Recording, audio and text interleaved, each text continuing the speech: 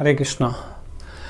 चाहे सज्जन व्यक्ति दुष्ट के संग से प्रभावित ना हो, लेकिन उसकी संगत से उसे कुछ ना कुछ कर्मों का फल तो भुगतना ही पड़ता है, कुछ ना कुछ पाप तो मिल ही जाता है, कुछ ना कुछ तो दुख भोगना ही पड़ता है। तो इस प्रसंग में जो तोता है वो बगुले को कहानी सुना रहा है या बता रहा है, दृष्टांत दे रहा है कि भाई मैं तेरे साथ इसलिए चलूँगा क्योंकि तू दुष्ट है और इसके प्रभाव भी हैं। तो अपने पक्ष का रखते हुए दो दृष्टांत जो है तोता दे रहा है कि उज्जैनी के मार्ग पर एक बहुत बड़ा पेड़ था, पाकड़ का पेड़, जहाँ पर एक हंस और एक कौवा रहता था।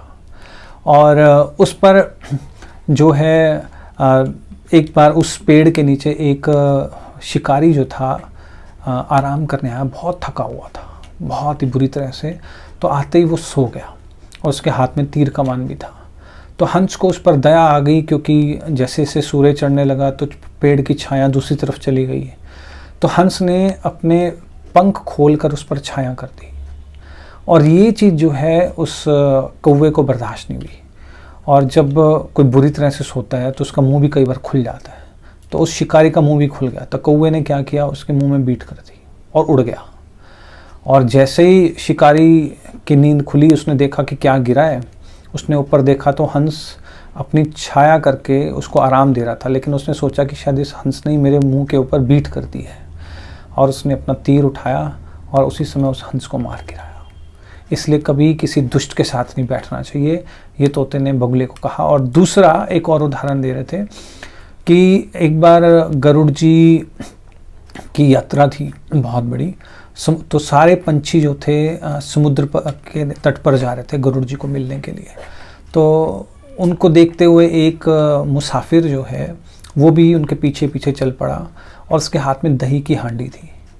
और एक कौवा जो था वो उस हांडी को बार बार दही को खाने लग गया उस हांडी में से, और वो बार बार जो है मुसाफिर उस कौवे को भगा रहा था, लेकिन वो भाग ही नहीं रहा था। तो इसे तंग आकर उस मुसाफिर ने अपनी हांडी नीचे रखी और तीर कमान उठाया, लेकिन कौवा तो उड़ गया डर से। लेकिन उसके साथ ही एक बटेर जो था वो जा रहा था, और फिर उस मुसाफिर ने क्या किया, उस बटेर को मार गिराया। इसलिए कहते हैं ना, दुष्ट के साथ बैठना चाहिए, ना उसके साथ चलना चाहिए। और भक्ति में भी ऐसा है कि कभी भी जो दुष्ट है उनका संग नहीं करना चाहिए। ऑफ कोर्स संग करने का मतलब है कि उनके विचारों को हमें स्वीकार नहीं करना चाहिए, लेकिन प्रचार करने के लिए ज़रूर हम जाते हैं, वैष्णव जाते हैं, उन्हें प्रचार करते हैं, लेकिन फिर भी थोड़ा सा ज़रूर ध्यान रखना चाहिए। Thank you. हरे कृष्णा। श्रील प्रभुपाद की जय।